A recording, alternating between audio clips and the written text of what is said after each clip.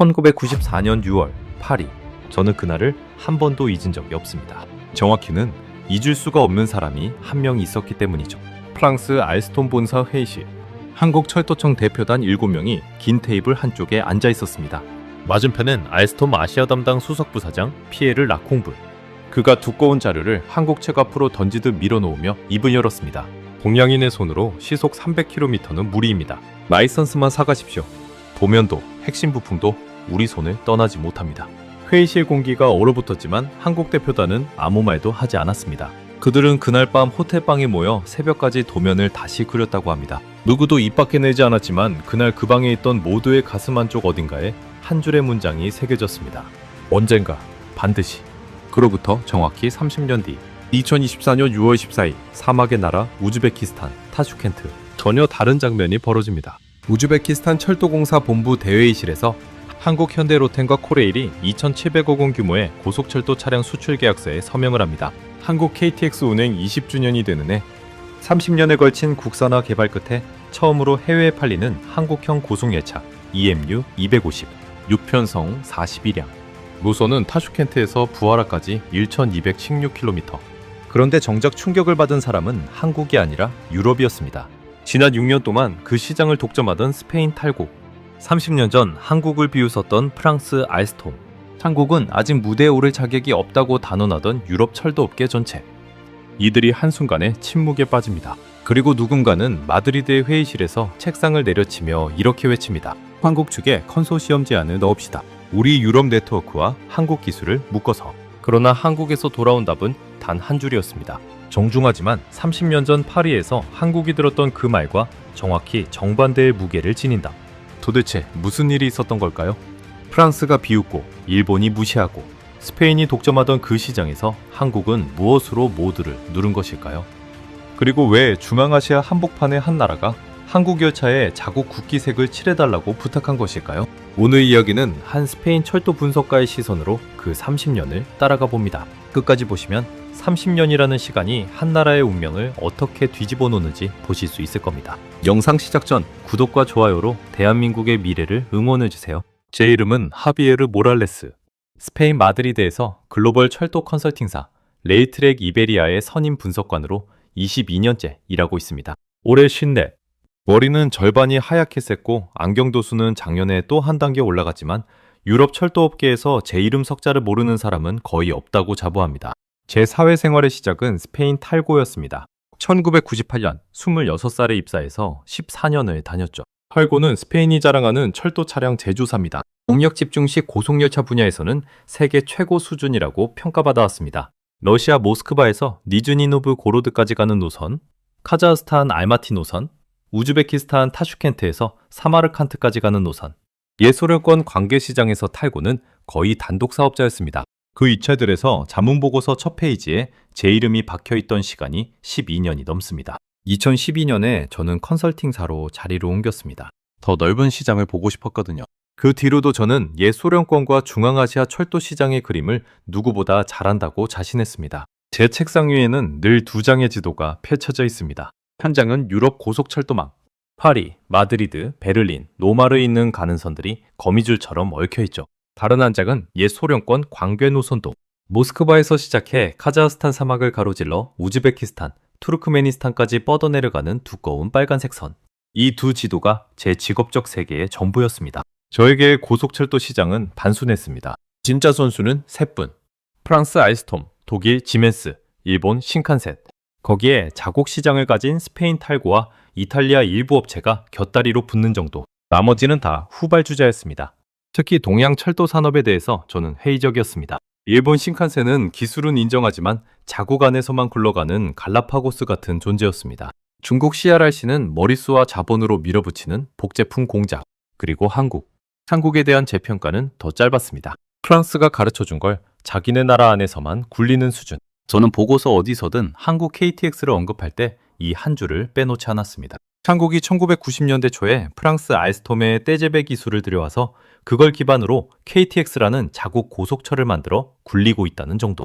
그 이상은 알 필요도 알고 싶지도 않았습니다. 물론 한국이 자체 모델인 KTX 산천을 만들었고 그 뒤로 KTX 이음이라는 동력 분산식 모델을 운행하기 시작했다는 뉴스는 저도 봤습니다.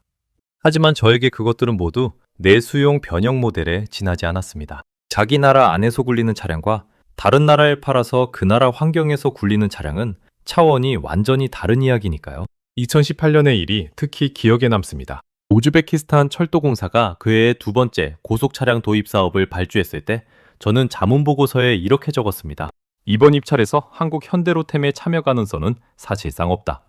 관계 차량 양산 경험이 없고 사막 환경 운영 실적이 전무하다. 우즈베키스탄의 합리적 선택은 기존 운영 차량과의 호환성이 검증된 스페인 탈고 후속 모델이다.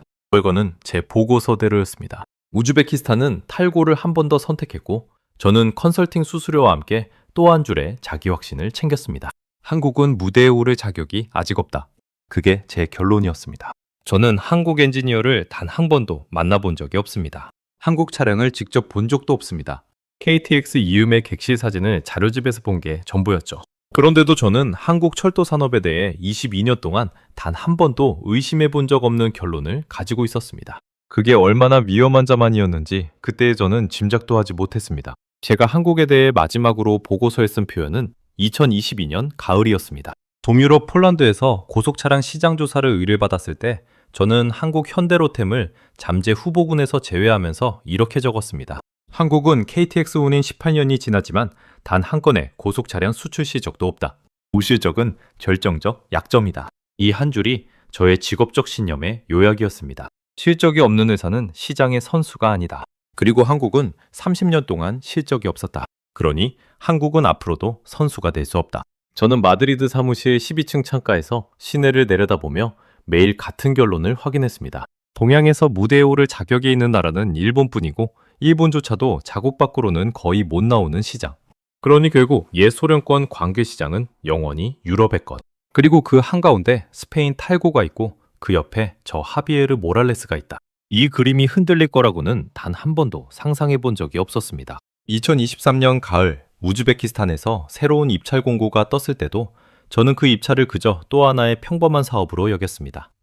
결과가 어떻게 나올지 이미 알고 있다고 믿었거든요. 저는 그때까지 30년이라는 시간이 한 나라의 엔지니어들에게 무엇을 시킬 수 있는지 정말로 아무것도 모르고 있었습니다. 2023년 10월 하순, 마드리드의 가을은 짧고 건조했습니다. 그날도 저는 사무실 책상에 앉아 폴란드 자문건의 마무리 보고서를 검토하고 있었죠. 오후 3시쯤이었을 겁니다. 비서가 사무실 문을 살짝 두드리며 한 장의 종이를 내밀었습니다. 우즈베키스탄 철도공사에서 정식 자문 요청이 들어왔습니다. 신규 동력분산식 고속차량 2차 사업 입찰평가입니다. 저는 종이를 받아들고 한번 훑어봤습니다. 익숙한 이름들이 줄지어 있었죠. 우즈베키스탄 철도공사, 약칭 우티와이. 노선은 타슈켄트에서 부하라까지. 거리는 1,216km. 차량은 6편성 41형. 입찰 마감은 12월. 후보업체는 3곳이었습니다. 중국 CRRC, 스페인 탈고의 차세대 후속 모델, 그리고 한국 현대로템. 저는 마지막 줄을 본 순간 자기도 모르게 입꼬리가 살짝 올라갔습니다. 한국이 또 들어왔구나. 2018년에 한 번 떨어진 곳에 다시 도전한 모양이었습니다. 저는 종이를 책상 위에 내려놓고 비서에게 말했습니다. 수락한다고 회신해. 11월 첫째 주에 타슈켄트 출장 일정 잡아주고 그 한마디로 우즈베키스탄 자문건이 시작됐습니다. 솔직히 말씀드리면 저는 그 시점에 이미 보고서의 결론을 머릿속에서 다 적어놓고 있었습니다. 결국 탈고와 CRRC의 양자구도. 한국은 들러리. 우즈베키스탄이 안전한 선택으로 탈고를 잡거나 가격에 걸려서 중국을 잡거나 둘 중 하나라는 결론이었죠. 11월 6일 월요일 새벽 5시 마드리드 바라스 공항. 비행기는 이스탄불을 경유해서 타슈켄트로 향하는 일정이었습니다. 비행시간에 다 합치면 거의 11시간. 저는 비즈니스 좌석에서 노트북을 열고 새 회사의 기술 제안서 요약본을 다시 한번 훑었습니다. 중국 CRRC는 가격이 가장 낮았습니다. 약 1억 6천만 달러 수준으로 알려져 있었죠. 다만 차량 사양 자체는 표준형에 가까웠습니다. 우즈베키스탄이 별도로 요구한 동절기 결빙 방지 설계와 사막모래 방진 설계에 대해서 CRRC는 추가 협의 가능이라는 문구만 적어놓고 있었습니다. 스페인 탈고는 가격이 가장 비쌌습니다. 약 2억 5천만 달러 정도. 대신 우즈베키스탄에서 이미 6년째 운영 중인 동력 집중식 모델의 후속 버전이라 호환성과 정비 인력 측면에서 거의 무적의 카드였습니다. 좌석수는 한 편성에 287석. 동력 집중식 구조상 그 이상 늘리기는 어려웠습니다. 한국 현대로템은 그 중간 정도였습니다. 약 2억 달러. 차량은 KTX 이음 기반의 동력 분산식 모델인 EMU 250. 좌석수는 한 편성에 최대 389석, 같은 길이로 약 1.4배의 수송력. 국산화율 87%. 그리고 차량 인도뿐 아니라 현지의 정비센터를 직접 짓고 유지보수까지 패키지로 책임지는 조건. 저는 마지막 줄을 다시 읽으며 가볍게 코웃음을 쳤습니다. 정비센터까지 직접 짓는다. 처음 수출하는 회사가 1216km 노선을 통째로 책임지겠다. 욕심이 과하다고 생각했습니다. 욕심이 과한 제안은 보통 실력이 모자라는 회사가 점수를 따려고 짜내는 카드거든요. 22년 동안 그런 제안서를 너무 많이 받습니다. 타슈켄트 공항에 내린 건 현지 시각 화요일 오후 1시였습니다. 11월의 중앙아시아 사막도시. 햇빛은 강한데 공기는 차가웠습니다. 입구로 마중 나온 사람이 우즈베키스탄 철도공사 차량 조달 부총 책임자 아짐 라술로프였습니다. 45살 정도. 키가 크고 눈빛이 진했습니다. 그는 영어로 정중하게 인사하며 차로 안내했습니다. 모랄레스 선생님, 와주셔서 감사합니다. 이번 평가는 저희에게 매우 중요합니다. 저는 가볍게 고개를 끄덕였습니다. 6년 전 1차 입찰 때도 한 번 본 적이 있는 사람이었습니다. 그때는 그가 실무자였고 지금은 부총 책임자가 되어 있었죠. 6년 동안 탈고만 운영해온 사람. 다시 말해 탈고를 가장 잘하는 사람. 저는 속으로 안도했습니다. 이 사람이 결정권자라면 결과는 보나마나라고. 이튿날 수요일 오전 10시. 타슈켄트 시내 한복판에 있는 UTY 본사 4층 회의실. 긴 타원형 테이블 한쪽에 우즈베키스탄 평가단 7명이 앉아 있었고 반대편에 저와 통역 그리고 자문팀 2명이 앉았습니다. 회의실 벽에는 우즈베키스탄 철도망 지도가 걸려 있었고 그 옆에 작은 글씨로 타슈켄트 부하라 신규 노선 2027년 개통 예정이라고 적혀 있었습니다. 저는 자료를 펼치고 1시간 정도 발표를 했습니다. 결론은 명확했죠. 첫째, 한국 현대로템은 관계 양상 경험이 없다. 둘째, 사막 운영 경험이 전무하다. 셋째, 단 한 건의 고속차량 수출 실적도 없다. 처음 수출하는 회사에 1216km 노선을 맡기는 건 기술적 도박이다. 안전한 선택은 탈고의 후속 모델이다. 가격이 부담된다면 가격 협상은 가능하다. 발표가 끝났을 때 회의실은 조용했습니다. 아짐이 천천히 펜을 내려놓고 저를 똑바로 쳐다보며 말했습니다. 모럴레스 선생님, 한 가지만 부탁드려도 될까요? 오늘 오후에 한국 측 프레젠테이션이 잡혀 있습니다. 딱 30분만 저희와 함께 들어주시면 좋겠습니다. 저는 잠시 그를 바라봤습니다. 옆자리 통역이 제 표정을 살피는 게 느껴졌습니다. 사실 저는 그 순간 가벼운 짜증을 느꼈습니다. 30분이라는 시간이 아까웠던 게 아닙니다. 이미 결론이 정해진 일에 시간을 쓴다는 사실 자체가 불편했던 거죠. 자문은 답을 주는 일이지 답을 찾으러 헤매는 일이 아니라고 저는 평생 믿어왔습니다.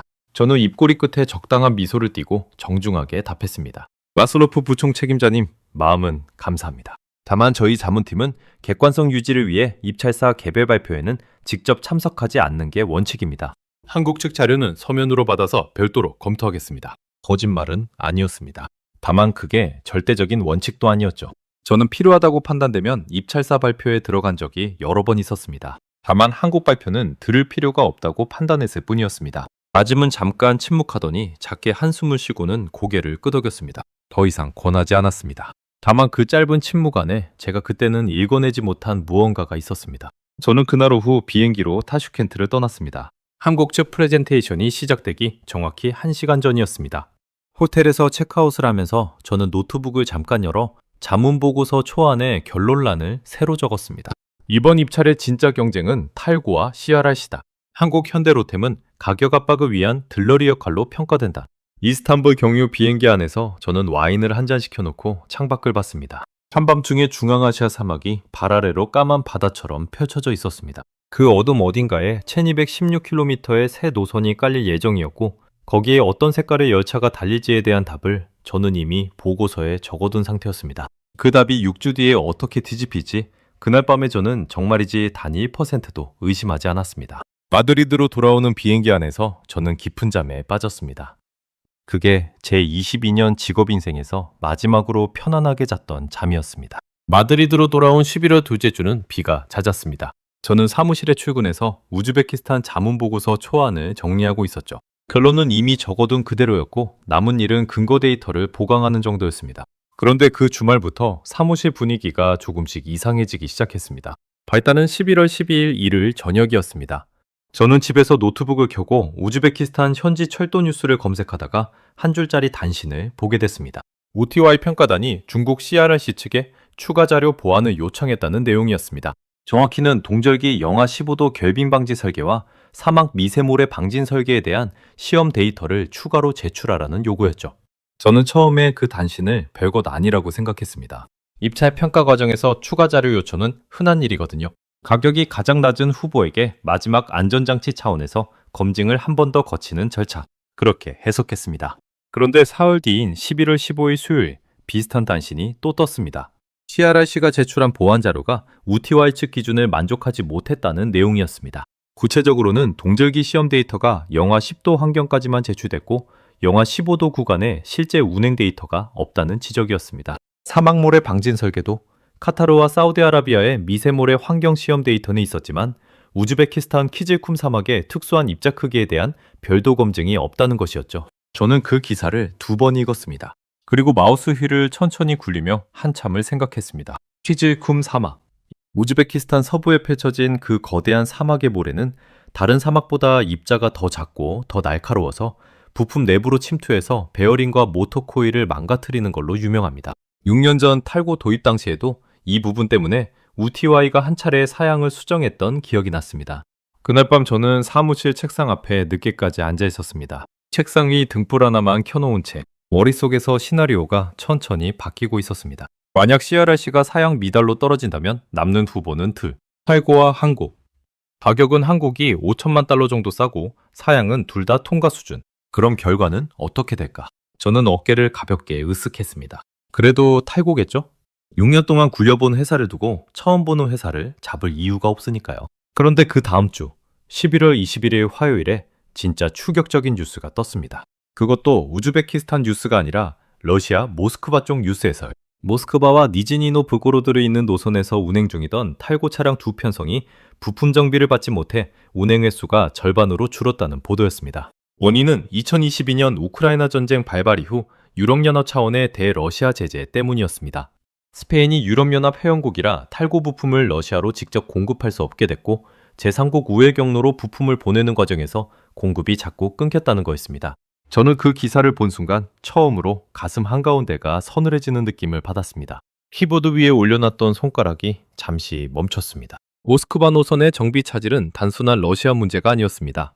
우즈베키스탄이 그 뉴스를 못 봤을 리가 없거든요. 우즈베키스탄은 비록 유럽연합 제재 대상은 아니지만 옛 소련권 관계 부품 공급망은 모스크바와 거의 같은 줄기를 타고 오릅니다. 만약 미래에 비슷한 지정학적 변수가 또 생긴다면 우즈베키스탄 탈고 차량도 같은 위험에 노출될 수 있는 거였죠. 저는 그날 자정쯤 비서에게 짧은 메시지를 보냈습니다. UTY 평가단 내부 분위기 확인해줘. 가능하면 비공식 채널로. 22년 일하면서 처음 보낸 종류의 메시지였습니다. 평소에 저였다면 평가 결과가 나올 때까지 기다렸을 겁니다. 그런데 그날 밤은 어쩐지 기다리고 싶지 않았습니다. 이틀 뒤인 11월 23일 목요일 아침 디서로부터 답이 왔습니다. UTY 내부에서 한국 현대로템에 대한 평가가 예상보다 훨씬 높게 나오고 있다는 내용이었습니다. 특히 3가지 항목에서 첫째는 좌석 수송력이었습니다. 우즈베키스탄 정부는 2027년 노선 개통 이후 타슈켄트와 사마르칸트, 부하라를 잇는 관광 수요가 연간 약 250만 명에서 400만 명 수준까지 늘 것으로 예측하고 있었습니다. 탈고 동력 집중식은 한편성 287채석, 한국 동력 분산식은 한편성 최대 380부석, 차이는 약 100석. 6편성 기준으로 환산하면 한 번 왕복할 때마다 600명을 더 태울 수 있다는 계산이 나옵니다. 하루 왕복 4회 기준으로 2,400명, 1년이면 80만 명이 넘는 차이였습니다. 둘째는 정비 패키지였습니다. 한국은 차량 인도뿐 아니라 우즈베키스탄 현지에 직접 정비센터를 짓고 우즈베키스탄 정비 인력 약 200명을 한국 창원 공장에서 18개월간 직접 교육시키는 조건을 제시했다고 합니다. 단순히 부품을 보내주는 게 아니라 우즈베키스탄 사람들 손으로 정비할 수 있도록 시스템 자체를 통째로 이전하는 방식. 모스크바 노선의 부품 공급 차질을 본 UTY에게 이 조건은 거의 결정타였습니다. 셋째는 환경 특화 설계였습니다. 한국 측이 제출한 자료에는 키질쿰 사막의 모래 입자 크기에 맞춰 다시 설계한 방진 필터 데이터가 들어있었다고 합니다. 그리고 영하 15도 환경에서 외부 부품의 방한 자켓과 방지 히터를 통합 적용한 설계도. 그 2가지를 한 차량에 동시에 적용한 회사는 후보군 중에 한국밖에 없었습니다. 저는 비서의 메시지를 읽고 나서 한참 동안 책상에 손을 짚고 있었습니다. 손바닥 아래로 책상 표면에 차가운 감촉이 또렷하게 느껴졌습니다. 평소엔 잘 느끼지도 못하던 그 감촉이 그날따라 유독 선명했습니다. 저는 22년 동안 한 가지 신념을 가지고 일해왔습니다. 시장은 검증된 회사를 선택한다. 처음 수출하는 회사가 검증된 회사를 이기는 건 거의 일어나지 않는 일이다. 그런데 그 신념이 그 주에 처음으로 흔들리기 시작했습니다. 우즈베키스탄이 한국을 진지하게 검토하고 있다는 사실은 제 보고서의 결론이 틀릴 수도 있다는 신호였거든요. 저는 며칠을 더 기다려보기로 했습니다. 11월 마지막 주가 지나고 12월 첫째 주가 됐을 때 마드리드 시내에는 첫눈이 흩날렸습니다. 12월 4일 월요일 아침 저는 사무실 창가에서 커피를 마시며 마지막 한 줄의 희망을 붙잡고 있었습니다. 그래도 결국엔 탈고가 잡힐 것이다. 6년의 운영 경험은 결국 무겁다. 우즈베키스탄도 결국 안전한 길을 택할 것이다. 그날 오후 3시쯤 사무실 전화가 울렸습니다. 마드리드 탈고 본사 해외사업본부 부본부장이었습니다. 옛 직장 후배였죠. 그가 평소답지 않게 한참 뜸을 들이다가 입을 열었습니다. 하비에르 선배, 우즈베키스탄 쪽에서 흘러나온 얘긴데요. 평가점 수위 차집계가 끝났답니다. 한국이 우리보다 7점 정도 앞서고 있다네요. 100점 만점에 7점이면 솔직히 뒤집기 어렵죠. 수화기 너머의 목소리가 평소보다 한 톤 낮았습니다. 저는 수화기를 든 채로 잠시 말을 잃었습니다. 사무실 창밖으로 마드리드의 회색 하늘이 펼쳐져 있었고 그 위로 작은 눈송이가 하나둘 떨어지고 있었습니다. 저는 그 눈송이를 멍하니 바라보며 천천히 입을 열었습니다. 확실한 정보 맞아? UTY 평가단에 우리 쪽 라인이 있습니다.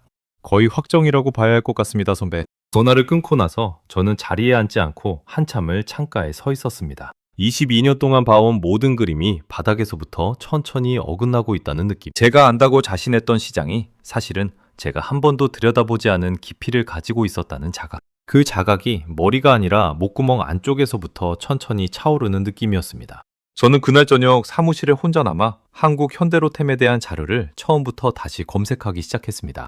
1994년 알스톰 기술 도입부터 시작해서 2004년 KTX 첫 운행, 2010년 KTX 산천 자체 개발, 2021년 KTX 이음 동력 분산식 운행 개시, 그리고 2024년 KTX 운행 20주년. 그 30년의 연표를 한 줄씩 따라가면서 저는 어느 순간 무언가가 가슴 안쪽에서 무겁게 가라앉는 걸 느꼈습니다. 그건 22년 동안 단 한 번도 느껴본 적 없는 종류의 감각이었습니다. 제가 그동안 한국이라는 나라의 30년에 대해 정말 단 한 페이지도 진지하게 읽어본 적이 없었다는 사실. 그 사실이 그날 밤 사무실의 형광등 불빛 아래에서 처음으로 또렷하게 제 앞에 펼쳐졌습니다. 다음날 아침 비서가 새 출장 일정을 들고 왔습니다. UTY 측에서 12월 둘째 주에 다시 한번 자문회의를 요청해왔다는 거였습니다. 이번엔 단순한 평가 자문이 아니라 한국 측 제안에 대한 객관적 재검토라는 명목이었습니다. 저는 일정을 받아들고 한참을 들여다봤습니다. 한 달 전 제가 거절했던 그 30분짜리 한국 프레젠테이션이 이제 며칠짜리 재검토로 돌아와 제 책상 위에 놓여 있었던 겁니다. 그 출장에서 제가 보게 될 자료가 무엇인지 그날 아침에 저는 아직 알지 못했습니다. 다만 한 가지는 분명했습니다. 마드리드를 떠나는 그 비행기는 한 달 전 출장과 같은 항공편이었지만 같은 항공편이 아니었습니다. 2024년 5월 14일 화요일, 마드리드 바라하스 공항에서 다시 타슈켄트행 비행기에 올랐을 때 저는 작년 11월의 저와 완전히 다른 사람이 되어 있었습니다. 이번 출장 가방 안에는 두꺼운 파일 3개가 들어있었습니다. 한국 현대로템 관련 공개 자료, KTX 30년 연표, 그리고 우즈베키스탄 키질쿰 사막의 기후 데이터집. 6개월 사이에 제가 직접 정리한 자료였습니다. 12월 첫째 주 그 전화 이후로 입찰 결과가 공식 발표된 건 2024년 6월 14일이었습니다. 한국 현대로템과 코레일의 컨소시엄이 약 2억 달러 규모로 우즈베키스탄 고속차량 6편성 41량 공급 계약을 따냈다는 발표. 그 발표가 나기까지 6개월 동안 저는 마드리드 사무실에서 한 번도 평온하게 잠든 적이 없었습니다. 타슈켄트 공항에 내린 건 현재 시각 수요일 오후 2시였습니다. 5월의 중앙아시아는 작년 11월과 정반대였습니다. 햇볕은 따갑고 바람에 모래알갱이가 섞여 있었습니다. 마중 나온 아짐 라술로프 부총 책임자는 작년보다 표정이 한결 여유로워 보였습니다. 그가 차에 오르며 짧게 말했습니다. 모랄레스 선생님, 이번엔 시간 넉넉히 잡으셨다고 들었습니다. 보여드릴 게 좀 많습니다. 저는 가볍게 고개만 끄덕였습니다. 6개월 전과 달리 이번엔 그의 말 한마디 한마디가 다르게 들렸습니다. 차창 밖으로 타슈켄트 시내가 천천히 흘러갔습니다. 이튿날 목요일 오전 9시, UTY 본사 5층 자료실. 6개월 전에 제가 발표를 했던 4층 회의실 바로 위층이었습니다. 아짐이 저를 안내한 곳은 긴 책상 위에 두꺼운 자료집이 쌓여있는 자그마한 방이었습니다. 자료집 표지에는 우즈베키스탄어와 영어로 한국 현대로템 EMU 250 기술평가 종합자료집이라고 적혀 있었습니다. 두께가 거의 백과사전 한 권 분량이었습니다. 한국 측이 입찰 기간 동안 저희에게 제출한 자료입니다. 보안상 본부 밖으로 가지고 나가실 수는 없습니다. 다만 오늘 하루는 마음껏 보셔도 됩니다. 저는 자리에 앉아 자료집을 펼쳤습니다. 처음 한두 페이지는 제가 이미 아는 내용이었습니다. 회사 소개, KTX 운행 실적, KTX 산청과 KTX 이음 개발 연역. 거기까지는 별 감흥이 없었습니다. 그런데 30페이지를 넘어서면서부터 자료의 결이 완전히 달라지기 시작했습니다. 가장 먼저 제 눈을 사로잡은 건 좌석 배치도였습니다. 한 편성 7년 기준으로 표준 좌석 배치가 358석, 최대 좌석 배치가 389석. 그 옆에 비교 자료로 달고 동력 집중식에 같은 편성 길이 배치도가 그려져 있었고 거기엔 287석이라고 적혀 있었습니다. 하이는 한 편성당 100석 이상. 같은 1216km 노선을 같은 횟수로 운행했을 때 한 해에 80만 명이 넘는 승객을 더 태울 수 있다는 계산이 표 한 장 안에 깔끔하게 정리되어 있었습니다. 작년 11월 비서가 메시지로 보내준 그 숫자가 자료집 안에서는 한 페이지짜리 시각 자료로 다시 살아 있었습니다. 저는 다음 페이지를 넘겼습니다. 국산화율 87%라는 한 줄. 그 한 줄 아래로 부품별 국산화 현황이 표로 정의되어 있었습니다. 핵심 전장품, 제동장치, 객실 의자, 승객 출입문, 공조장치, 자동 화재 감지 시스템, 차량 제어 컴퓨터. 거의 모든 핵심 부품이 한국 국내 협력업체 이름과 함께 적혀 있었습니다. 일부 부품은 협력업체가 한 곳이 아니라 두세 곳으로 표시되어 있었습니다. 한 곳이 공급에 차질을 빚어도 다른 곳에서 즉시 대체할 수 있도록 2원화 또는 3원화 해놓은 구조였습니다. 저는 잠시 자료에서 눈을 떼고 천장을 바라봤습니다. 모스크바 노선의 부품 공급 차질이 머릿속을 스쳤습니다. 한국은 30년에 걸쳐서 한 부품이 어디서 막혀도 다른 길로 흐를 수 있는 공급망을 그려놓고 있었던 겁니다. 그게 1994년 파리에서 도면도, 핵심 부품도 우리 손을 떠나지 못합니다라는 말을 들었던 한 나라가 30년 동안 단 하루도 잊지 않고 만들어 놓은 답이었습니다. 저는 다시 자료집으로 시선을 내렸습니다.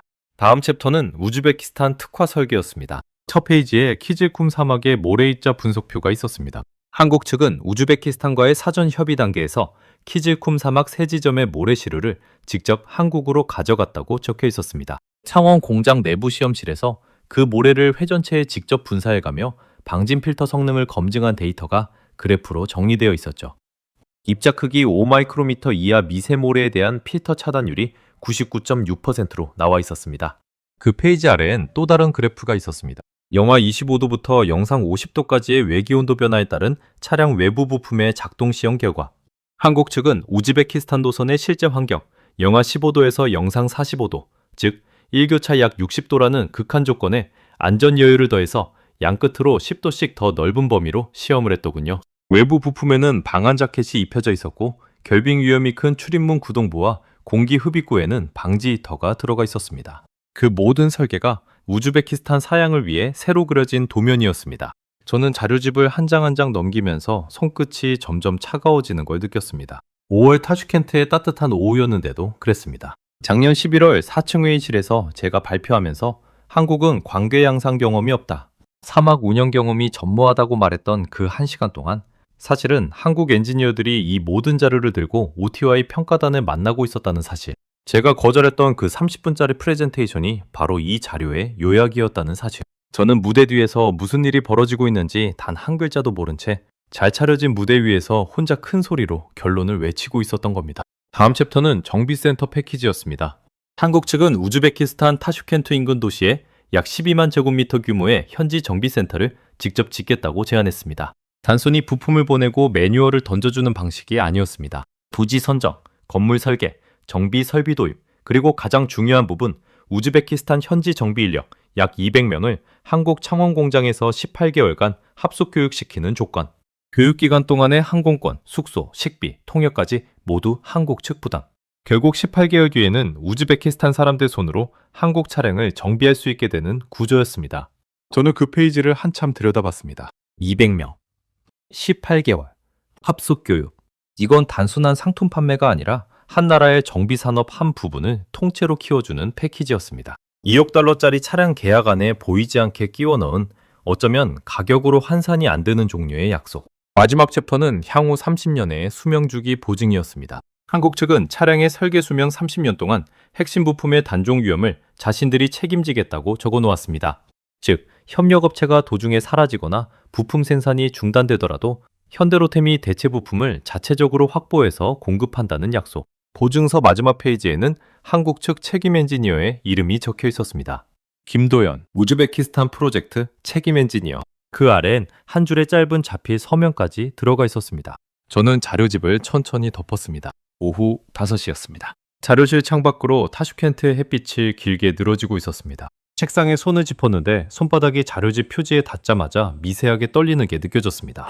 22년 일하면서 처음 느껴보는 종류의 떨림이었습니다. 두려움도 분노도 아니었습니다.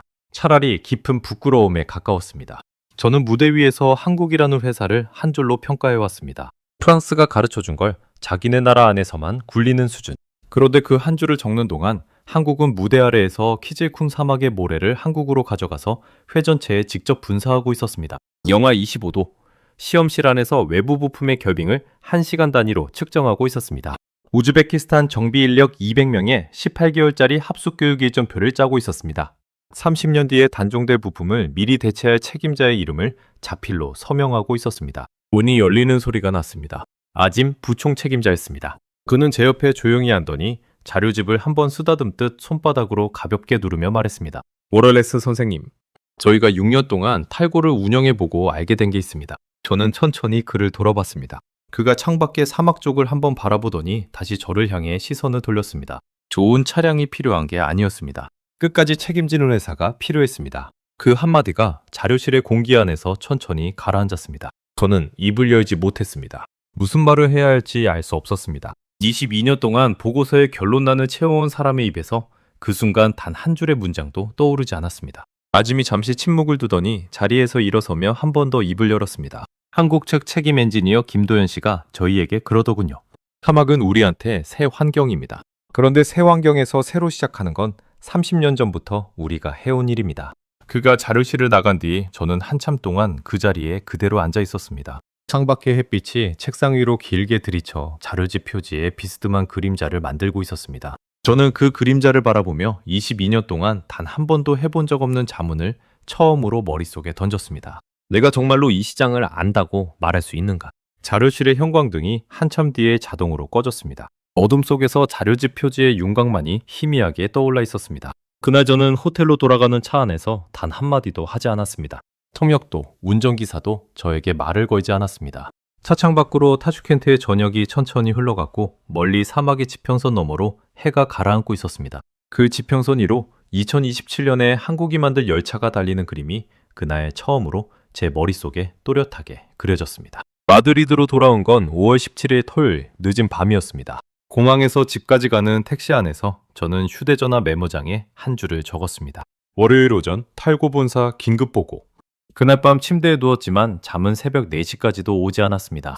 천장의 무늬가 자료실의 형광등빛 아래에서 본 자료집 표지처럼 자꾸 떠올랐습니다. 5월 22일 월요일 오전 10시 마드리드 시내 탈고 본사 8층 임원 회의실. 긴 마호간이 테이블 한쪽에 본사 임원 5명이 앉아 있었고 반대편에 저 혼자 앉았습니다. 회의실 정면벽에는 탈고의 글로벌 도선 지도가 걸려 있었고 그 지도 위에 우즈베키스탄 타슈켄트가 빨간 점으로 표시되어 있었습니다. 6년 동안 그 점은 탈고의 점이었죠. 저는 자리에 앉자마자 단도직입적으로 말했습니다. 한국이 따냈습니다. 공식 발표는 아직 안 났지만 거의 확정입니다. 2억 달러, 우리 돈으로 2,700억 원 규모. 그리고 이건 끝이 아닙니다. 회의실이 잠시 조용해졌습니다. 해외사업 본부장이 안경을 고쳤으며 입을 열었습니다. 끝이 아니라는 건 무슨 뜻입니까? 저는 가방에서 출장 보고서 요약본을 꺼내 임원들 앞에 한 부씩 돌렸습니다. 첫 페이지에는 우즈베키스탄 자료실에서 본 그 모든 내용이 요약돼 있었습니다. 자석 수송력 100석 우위, 국산화율 87%, 키질쿰 사막물의 직접 시험, 영하 25도부터 영상 50도까지의 외기 환경 시험, 정비센터 직접 건립, 우즈베키스탄 인력 200명, 한국 합숙교육 18개월, 30년 수명주기 부품 보증. 임원들이 한 장씩 넘기는 동안 저는 두 번째 페이지에 적힌 한 문장을 손가락으로 짚었습니다. 한국 현대로템이 다음으로 노리고 있는 시장은 모로코와 폴란드입니다. 모로코는 카사블랑카와 마라케시 노선의 추가 차량 도입을, 폴란드는 바르샤바 거점의 동력 분산식 신규 도입을 검토 중입니다. 두 시장 모두 우리 탈고가 후보군에 들어있던 시장입니다. 해외 사업본부장의 얼굴이 굳어졌습니다. 옆자리에 앉아있던 기술 담당 임원이 책상을 손바닥으로 한번 내리치며 말했습니다. 하비에르, 이건 좌시할 수 없는 상황이요. 우리가 가만히 있으면 옛 소련권 광괴 시장도, 북아프리카 시장도, 동유럽 시장도 차례로 잃습니다. 즉시 대응책을 세워야 합니다. 본부장이 그 말을 받았습니다. 한국 측에 컨소시엄 제안을 넣읍시다. 우리 유럽 네트워크와 한국 기술을 묶어서 다음 2차부터는 같은 줄에 서는 겁니다. 한국은 우리 유럽 영업망이 필요할 거고 우리는 한국의 동력 분산식 양산 능력이 필요합니다. 서로 윈윈입니다. 저는 그 말을 들으며 천천히 고개를 들어 정면벽의 지도를 바라봤습니다. 6년 동안 탈고의 점이었던 우즈베키스탄 타슈켄트. 이제 그 점이 빨간색에서 다른 색으로 바뀌게 될 거였습니다. 본부장의 말은 합리적이었습니다. 22년 전 제가 들었다면 즉시 동의했을 제안이었습니다. 그런데 그 순간 저는 입을 열지 못했습니다. 자료실에서 자료집을 덮을 때 손바닥에 닿았던 그 미세한 떨림이 임원 회의실의 마호가니 테이블 위에서 다시 한번 살아나는 것 같았습니다. 본부장이 저를 쳐다보며 물었습니다. 하비에르, 한국 쪽 연락처 가지고 있죠? 지금 즉시 연락해서 우리 의향을 전달해 주시오. 저는 잠시 침묵한 뒤에 입을 열었습니다. 전달은 하겠습니다. 다만 답이 우리가 원하는 방향으로 올 거라고는 장담드리지 못합니다. 본부장이 잠깐 의아한 표정을 지었지만 더 묻지는 않았습니다. 그날 오후 저는 사무실로 돌아와 한국 현대로템 해외사업부 측에 정식 이메일을 보냈습니다. 스페인 탈고와의 글로벌 컨소시엄 가능성에 대한 협의 요청. 이메일을 보내고 나서 저는 책상 앞에 가만히 앉아 있었습니다. 발신함의 한 줄짜리 알림이 화면 한 구석에서 천천히 사라지는 걸 바라보면서 답이 온 건 사흘 뒤인 5월 23일 목요일 오전이었습니다.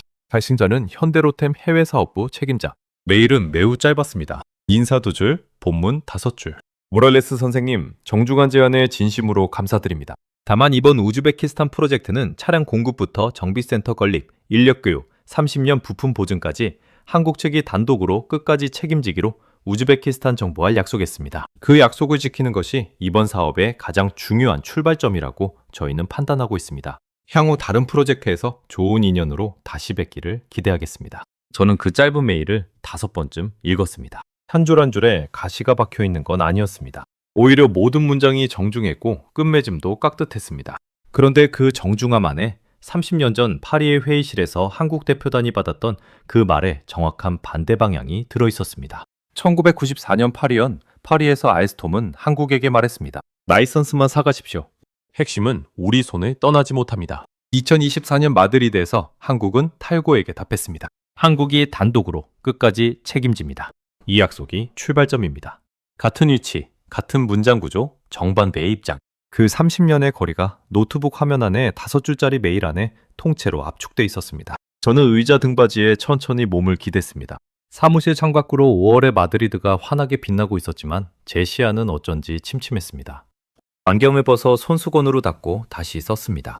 그래도 화면 속 5줄짜리 메일은 흐릿하게 그대로였습니다. 무릎 위에 올려놓은 두 손이 30년 전 파리의 호텔방에서 새벽까지 도면을 다시 그렸을 한국 엔지니어들의 손과 어딘가 닮아 있는 것 같았습니다. 저는 그 답신을 본부장에게 그대로 전달했습니다. 본부장의 답은 짧았습니다. 알겠소.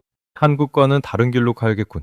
그날 저녁 저는 일찍 퇴근했습니다. 평소엔 거의 들르지 않는 사무실 근처의 작은 광장에 앉았습니다. 광장 한가운데에 분수대가 있었고 그 옆 벤치에 노인들이 앉아 신문을 읽고 있었습니다. 저는 그 벤치 한쪽에 앉아 한참 동안 분수의 물줄기를 바라봤습니다. 그 순간 머릿속에 한 장면이 떠올랐습니다. 작년 11월 타슈켄트 회의실에서 아진 부총 책임자가 저에게 했던 부탁. 한국 측 프레젠테이션을 30분만 함께 들어주실 수 있겠습니까? 그때 저는 미소를 띠고 정중하게 거절했습니다. 객관성 유지를 위해서라는 명목으로요. 그런데 지금 와서 돌이켜보면 그 거절의 진짜 이유는 객관성이 아니라 자만이었습니다. 들을 필요가 없다고 미리 판단해버린 자만, 들어보지도 않고 결론을 내려놓은 자만, 분수의 물줄기 너머로 30년 전 파리의 알스톰 회의실에서 피에르 락공브가 한국 대표단에게 보였을 그 미소가 겹쳐 보였습니다. 정중한 미소, 단호한 거절, 들어볼 가치도 없다는 무언의 평가. 그날 락공브의 자리에 30년 뒤에 제가 앉아 있었던 겁니다. 같은 미소, 같은 문장, 같은 자만. 다만 무대는 파리가 아니라 타슈켄트였고 거절당한 쪽은 한국이 아니라 우즈베키스탄 부총 책임자였을 뿐입니다. 저는 광장 벤치에 앉아 한참을 그렇게 있었습니다. 옆자리 노인이 신문을 한 장 넘기는 소리가 유난히 또렷하게 들렸습니다. 저는 두 손을 무릎 위에 올려놓고 그 손등을 한참 동안 바라봤습니다. 손등에 진 잔주름들이 22년이라는 시간을 그대로 새겨놓은 것 같았습니다. 그 22년 동안 저는 무엇을 본 걸까? 보고서에 적어온 그 모든 결론들은 사실은 보지 않은 것의 합계가 아니었을까? 저는 그날 밤 집에 돌아와 오래된 자료함을 꺼냈습니다. 14년 동안 탈고에서 일하며 모아둔 자료들이 들어있는 상자였습니다. 그 안에 1994년 알스톰과 한국철도청의 기술 이전 협상에 관한 옛 업계지 한 권이 들어있었습니다. 한 페이지에 짧은 인터뷰 기사가 실려 있었습니다. 알스톰 측 협상 책임자였던 피에르 라콩부의 인터뷰. 기자가 물었습니다. 한국이 자체 모델을 개발해서 세계 시장에 진출할 가능성은 어떻게 봅니까? 라콩부가 답했습니다. 그럴 일은 없습니다. 동양인의 손으로 시속 300km는 무리입니다. 한국은 우리 라이선스로 자기네 나라 안에서나 굴리면 그만입니다. 저는 그 기사를 한참 들여다봤습니다. 30년 전의 한 줄이 종이 위에서 작게 떨고 있는 것처럼 보였습니다. 그 한 줄을 한국 엔지니어들이 30년 동안 어디서 어떻게 품고 있었던 걸까? 책상 한쪽에, 작업복 주머니에, 아니면 어느 도면 위 한쪽 귀퉁이에 단 하루도 잊지 않았다는 게 어떤 무게인지 저는 그날 밤 처음으로 어렴풋이 짐작할 수 있었습니다. 저는 책장 깊숙한 곳에 자료함을 다시 밀어넣었습니다. 그리고 그날 밤 아주 오랜만에 깊은 잠에 빠졌습니다. 22년 동안 단 한 번도 흔들리지 않았던 자기 확신이 무너진 자리에 처음으로 다른 종류의 고요가 찾아왔던 밤이었습니다. 2025년 12월 10일 수요일 오전 11시 한국 마산항. 저는 그날 출장 기록을 핑계로 마산항 출항식 부두에 서 있었습니다. 표면적으로는 글로벌 철도 시장 동향 취재, 실제로는 22년 일하면서 한 번도 가본 적 없는 한국이라는 나라의 항구를 두 눈으로 직접 봐야겠다는 결심 때문이었습니다. 부두에는 거대한 운반 선한척이 정박해 있었습니다. 그 옆으로 우즈베키스탄 국기색인 하늘색과 연두색을 두른 첫 번째 EMU 250 한편성이 줄지어 서 있었습니다. 차량 외벽에 우즈베키스탄어와 한글이 나란히 적혀 있었습니다. 햇빛이 차량 측면을 따라 길게 흘러내렸고 그 빛이 닿은 자리마다 페인트가 새 것처럼 반짝였습니다. 출항식장에는 한국 현대로템 측 엔지니어들과 우즈베키스탄 측 대표단이 함께 서 있었습니다. 한쪽 단상에 김도연 책임 엔지니어가 올라가 짧게 인사말을 했습니다. 그는 양복 차림이었지만 손바닥에는 작업 현장의 흔적이 그대로 남아 있었습니다. 그가 단상에서 한마디 했습니다. 이 차량은 한국이 30년 동안 준비한 답입니다. 그 답을 우즈베키스탄 사막 위에서 확인받게 되어 감사합니다. 운반선이 천천히 부두를 떠나는 동안 저는 부두 끝에서 그 모습을 바라봤습니다. 첫 편성을 시작으로 6편성 42량이 단계적으로 우즈베키스탄으로 향할 예정이었습니다. 한국 KTX 운행 20주년 국산화 개발 착수 30년 만에 첫 수출. 그 첫 점이 사막을 향해 출발하는 순간을 저는 한 외국 분석가의 자격으로 직접 목격하고 있었습니다. 출항식이 끝난 뒤 저는 한국에서 곧장 프랑스 남부로 향했습니다. 마지막으로 만나야 할 사람이 한 명 있었거든요. 피에르 라콩브. 1994년 파리 알스톰 회의실에서 한국 대표단에게 자료를 던졌던 그 인물. 은퇴 후 프랑스 남부 작은 마을에서 정원을 가꾸며 살고 있다는 얘기를 옛 업계 인맥을 통해 어렵게 들었습니다. 12월 14일 일요일 오후 라콩브의 집 거실. 창밖으로 겨울햇볕이 들고 있었고 벽난로 위에 그의 젊은 시절 사진이 한 장 놓여 있었습니다. 1994년 파리 협상장에서 찍힌 듯한 사진이었습니다. 그는 70이 넘은 백발의 노인이 되어 있었습니다. 저는 그에게 우즈베키스탄 입찰 결과와 한국 차량 출항 소식을 전했습니다. 그는 한참 동안 창밖만 바라봤습니다. 그러더니 천천히 입을 열었습니다. 우리가 가장 큰 실수를 한 게 무엇인지 아십니까? 저는 가만히 그를 바라봤습니다. 그가 잠시 호흡을 가다듬더니 또렷한 목소리로 말을 이었습니다. 한국 사람들이 30년 동안 단 하루도 그날을 잊지 않을 거란 사실을 우리가 몰랐던 겁니다. 거실 안의 공기가 잠시 멈춘 것 같았습니다. 벽난로에서 장작이 한번 가볍게 튀는 소리가 났습니다. 라콩부는 무릎 위에 올려놓은 두 손을 천천히 모으며 한마디를 덧붙였습니다. 그날 회의실에서 내가 던졌던 자료는 우리에겐 한 번의 협상이었지만 한국에겐 30년의 시간표가 됐던 겁니다. 저는 그 집을 나오면서 어떤 말도 하지 않았습니다. 마을 입구의 작은 정류장에서 버스를 기다리는 동안 12월의 차가운 공기가 코끝을 천천히 적셨습니다. 멀리 들판 너머로 해가 가라앉고 있었고 그 노을빛이 라콩부의 집 지붕 위로 길게 내려앉고 있었습니다. 마드리드로 돌아온 저는 사무실 책상 앞에 다시 앉았습니다. 우즈베키스탄 자문 보고서 최종본을 한 번 더 열었습니다. 표지에 적혀있던 한 줄을 지웠습니다. 이번 입찰의 진짜 경쟁은 탈구와 CRRC다. 그 자리에 세 문장을 한 줄 적었습니다. 이번 입찰의 진짜 경쟁자는 30년 전 자존심을 짓밟힌 한국 엔지니어들의 기억이었다. 저는 보고서를 저장하고 노트북을 천천히 닫았습니다. 22년 동안 책상에서 단 한 번도 해본 적 없는 종류의 마무리였습니다. 2027년 4월 우즈베키스탄 타슈켄트역. 뉴스 영상으로 본 그 장면을 저는 한참 동안 다시 돌려봤습니다. 한국이 만든 EMU-250이 우즈베키스탄 첫 손님들을 태우고 부하라를 향해 사막을 가르며 달리고 있었습니다. 차창 너머로 키질쿰 사막의 모래가 햇빛에 길게 빛났고 객실 안에서는 우즈베키스탄 가족들이 창밖을 바라보며 웃고 있었습니다. 저는 그 장면을 보면서 30년 전 파리의 어느 호텔방에서 새벽까지 도면을 다시 그리던 한국 엔지니어들의 손을 떠올렸습니다. 그 손이 30년 뒤 사막 위의 레일 위에서 답을 받고 있었습니다. 단 한 줄의 모욕이 한 나라의 30년이 될 수 있다는 것. 그 30년이 사막 한복판에 한 줄의 철로로 새겨질 수 있다는 것. 저는 그날 화면 앞에서 처음으로 한국 엔지니어들을 동료 직업인으로 부를 자격이 저에게 있는지 스스로에게 물었습니다. 저는 그 답을 아직 가지고 있지 않습니다. 다만 한 가지는 분명해졌습니다. 시장은 검증된 회사를 선택한다는 제 22년짜리 신념은 한 번도 들여다보지 않은 30년 앞에서 무너졌습니다. 그리고 그 무너진 자리에서 저는 비로소 한 가지를 배웠습니다. 어떤 나라는 모욕을 잊고 살아가고 어떤 나라는 모욕을 시간표로 바꿔서 살아갑니다. 30년 뒤의 그 차이는 사막 위에 한 줄짜리 철로로 나타납니다. 저는 다음 시간에도 전 세계를 놀라게 할 대한민국의 이야기로 다시 찾아뵙겠습니다. 감사합니다.